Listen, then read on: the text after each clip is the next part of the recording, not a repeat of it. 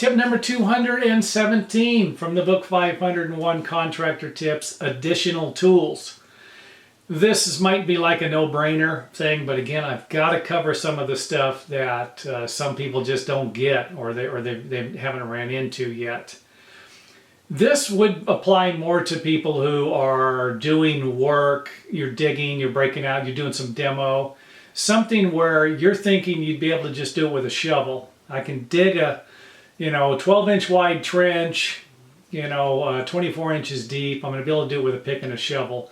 But in reality, you're going to need heavy equipment and dynamite to get through this stuff. And I'm just kind of throwing it out there. I've been in a variety of different positions to where I figured that, okay, I got enough tools to do this. This is how many hours it's going to do that. When in reality, it would have been better to use larger equipment. Maybe even different types of power tools to get through something instead of doing it by hand. And this could also apply to other areas. I remember one time I had to do a job where I had to cut some large crown molding. I realized before I bid the job, crown molding was going to be larger, wouldn't fit in the saws I had. So I had to get this large slag, I think it was a 17-inch saw, and chop saw, and obviously I figured this in. This is the point I'm trying to make. If you miss something like this, and then you try to do the job with the tools you have, it might not look as good. It might take longer to do the job. So for one, I would not have been able to cut this crown molding with the saws that I had. So I needed to purchase another saw no matter what. I caught this before I bid the job, figured it into the job. That's great. You miss it. Again, the point I'm trying to make here is you're going to need to figure out before the job starts what tools to use and what's actually going to work the best. For example, if you're digging a ditch and it takes you, I'm not going to say any hours, but let's just say that you hand dig a ditch and it costs you $4,000 in labor and maybe a couple $100 in broken equipment. So you're at $4,200, where in reality, and it took you 10 days, where in reality you could have rented or had somebody come in, dig the hole for $1,200. These are the things you've really got to figure out while you're estimating the job and be familiar with.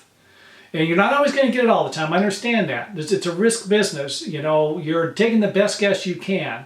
But if you start digging and you say, wait a minute, I dug for a day and this is as far as I got, it's time for the heavy equipment. It's time for the additional tools.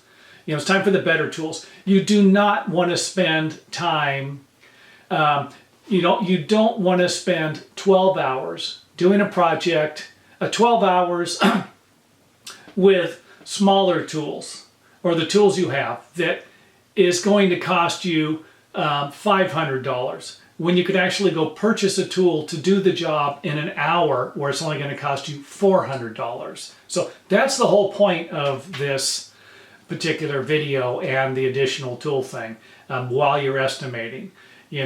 Go with the bigger tools if they're going to make the difference. And again, it's math. You're going to have to get out there with a pencil and a paper and do the best you can, figure it out. So some stuff's going to be easier to figure out. Buy the tool, rent the tool, and go forward. Other stuff's going to be a crapshoot. Okay, you're going to start digging. It's not going to work out. You're going to start breaking out a concrete slab with a sledgehammer and then realize I need a chipping hammer, I need a jackhammer, I need a bobcat to get this thing out of here. So I understand some of this stuff is going to be feel your way through it. Other stuff's going to be sticking at you like a sore thumb. So do the math. And again, I hope this makes sense to you what I'm saying about the tools and making the right decision while you're estimating the project, if possible. And then, of course, while you're working on the project, make the necessary adjustments if things aren't working out the way you estimated it.